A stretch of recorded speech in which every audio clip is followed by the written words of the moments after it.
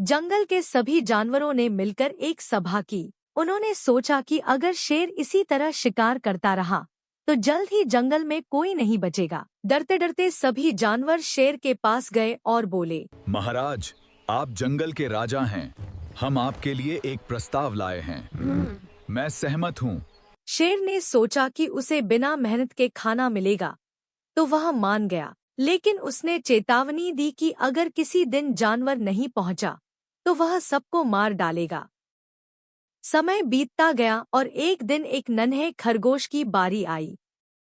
वह खरगोश छोटा था लेकिन बहुत ही बुद्धिमान और चतुर था। वह मरना नहीं चाहता था, इसलिए उसने शेर से बचने की एक तरकीब सोची। वह जानबूझकर शेर के पास बहुत देर से पहुंचा। इधर भूख के मारे शेर का बुरा हाल था। वह दहाड़ रहा था और पूरे जंगल को खत्म करने की योजना बना रहा था। तभी छोटा सा खरगोश धीरे धीरे चलते हुए शेर के सामने पहुंचा। शेर ने गरज कर पूछा, एक तो तू इतना छोटा है, ऊपर से इतनी देर से क्यों आया? आज मैं तुझे खाकर पूरे जंगल को तबाह कर दूंगा। खरगोश ने हाथ जोड़कर कहा, मैं तो समय पर ही निकला था, लेकिन रास्ते में मुझे एक दूसरा शेर मिल गया। वह कह रहा था कि वह इस जंगल का असली राजा है और उसने मुझे पकड़ लिया था।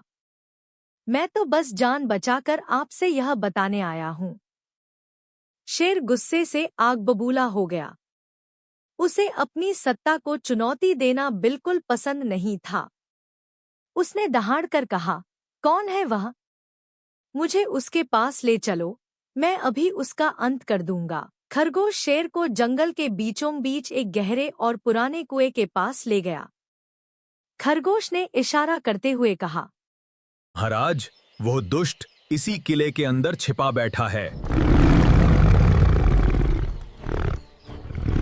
शेर ने जैसे ही कुएं के अंदर झांका, उसे पानी में अपनी ही परछाई दिखाई दी।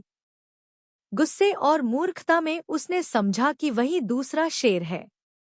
उसने अपनी परछाई पर जोर से दहाड़ा तो कुएं से उसकी अपनी ही आवाज गूंजकर वापस आई। शेर को लगा कि दूसरा शेर उसे चुनौती दे रहा है।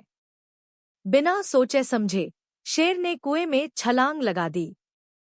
कुआं बहुत गहरा था और शेर उसमें डूबकर मर गया।